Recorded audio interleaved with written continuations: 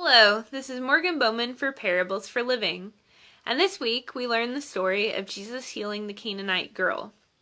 Now, at first, this story seems pretty cut and dry. It's just another miracle where someone gets healed.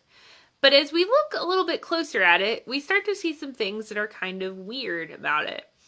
First of all, throughout the whole story, the disciples and even Jesus are pretty rude and kind of mean. They spend a lot of time trying to send this woman away. We find out that the reason that they're trying to send her away is that she's a Canaanite. So, she's a foreigner. She's got her own gods. What is she doing coming asking for help from Jesus, who's an Israelite? And as Jewish men, this makes a lot of sense. They would be prejudiced against her. They wouldn't want to help her. But when we're talking about Jesus, it's kind of strange because we know that he didn't just come to save the Jews. He came to save the world, right? Well, he even says in this story, I came just to save the lost sheep of the house of Israel. And then he says it's not fair to give the children's food to the dogs, this woman being the dog. So what exactly is going on here? In our face-to-face meeting, we spent a lot of time talking about this.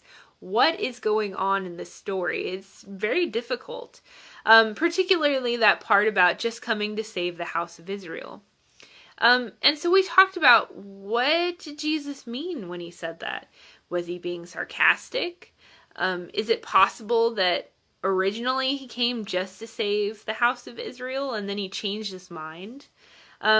We talked about a lot of things, but what our group kind of settled on is that he was testing this woman.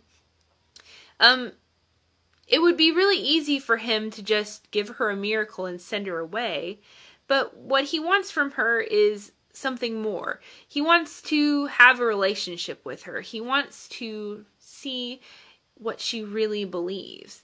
And so, he keeps turning her away, but she's insistent. She wants Jesus. She says she'll even take the crumbs that fall from the master's table. And that's where Jesus got her.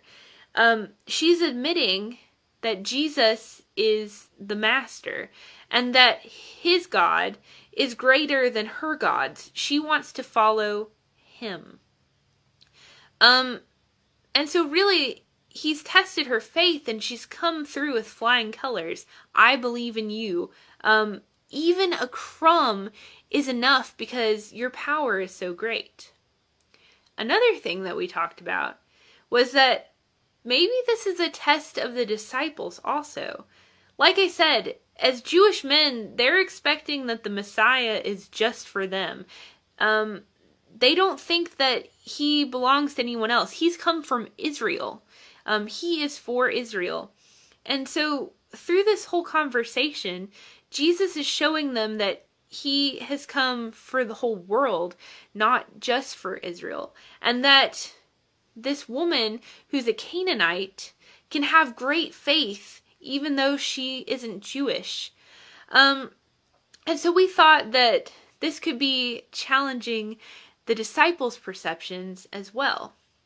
We would love to hear what you think. Did you get the same thing out of this story? Did you think it was a test? Or do you think that something else is going on here? Let us know what you think in the comments. And then if you would like to be part of our next face-to-face discussion, you can join us on October 2nd at 7 p.m. At Christ Lutheran Church.